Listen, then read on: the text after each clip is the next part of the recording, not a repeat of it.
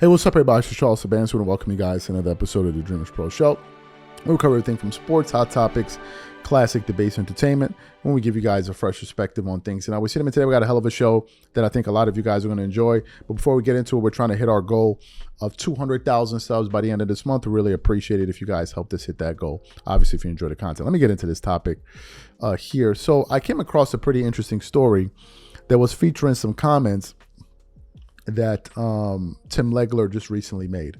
As you guys know, Tim Legler has been with the ESPN for God knows how long. I think he's been with them for at least a decade, right? Analyzing basketball at a very high level. One of their better analysts, not really agenda driven, just goes out there and says what he thinks. But from time to time, they kind of draw him into the soup. So what happened? As you guys know, there have been some people that were complaining about the coverage. I recently heard this on the Dan Le Batard show, where he was saying that people were complaining about the coverage of the Eastern Conference Finals Game 7, of how it was so heavily leaning towards just the Knicks. It was so New York Knicks centric that people were like, but wait a minute, there's another team playing here.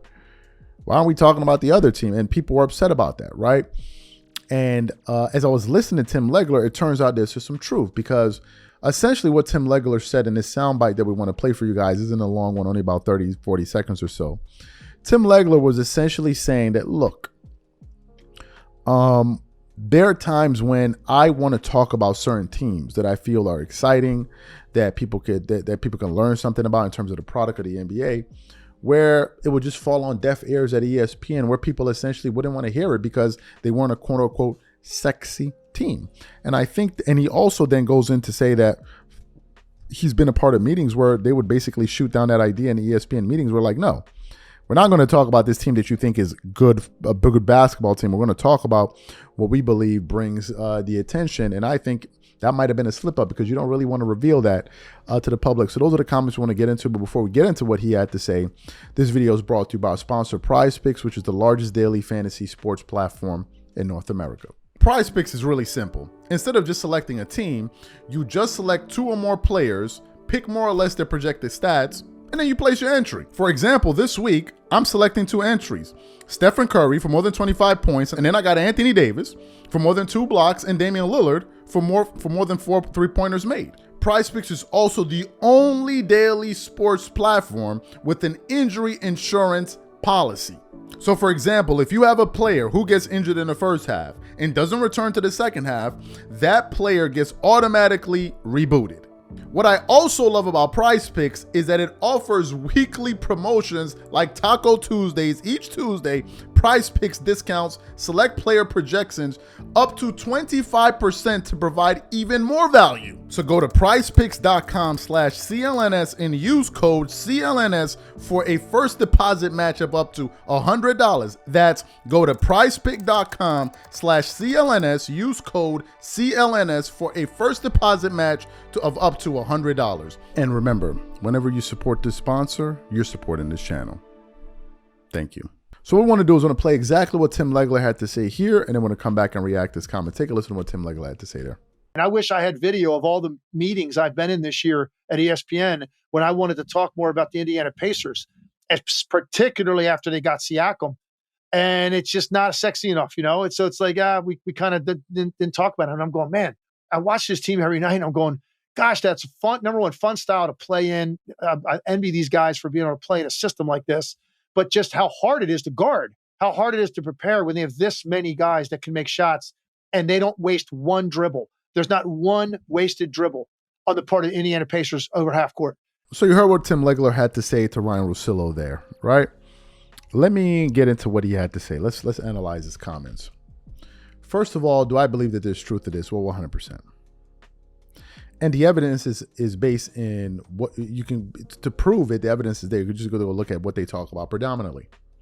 These major sports shows talk about the same things for the most part, right? Same things, same players, same teams for the most part. They talk about what they believe is going to generate attention.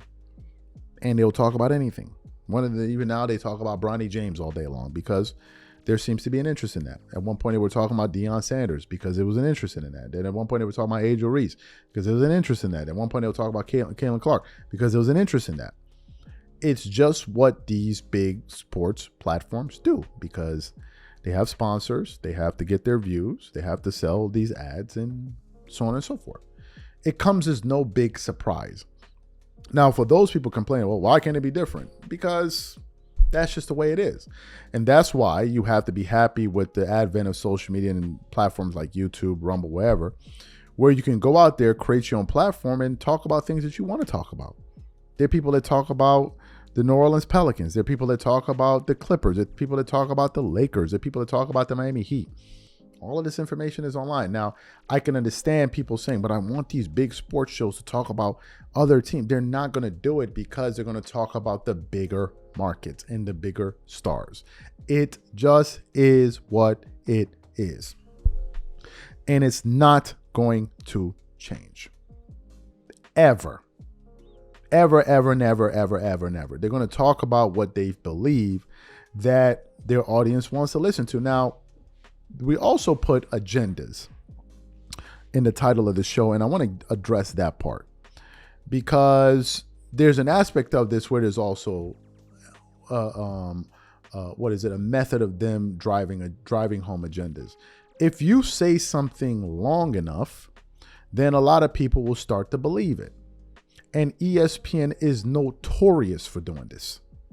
Pushing agendas, whether it's a LeBron James agenda, whatever it's a Lakers agenda, whatever agenda they want to promote, they're going to promote it. And they are synonymous with this, right? And that's what they do. And that is why I am happy that we have platforms today that can go out there and give another view and push back on some of their nonsense. And it's not just independent guys pushing back. They're also former players that push back on some of the things that these guys say on television. Also other players. Now, do I believe that, on TV may be a different thing, but do I believe that certain creators must talk about a certain topic to get views? Yes and no. Yes and no. I think it comes down to knowing your audience and knowing what your audience wants to hear. But there are other people that are good. They're good enough to get views talking about other things. At one point we would get no views talking about LeBron video. I used to tell Marco, yo, we're wasting our time talking about this dude. Right? It wasn't a major part of our strategy. It was more Jordan and other stuff, right? But then over time I noticed, okay, some people are interested in LeBron, but it's not the only one.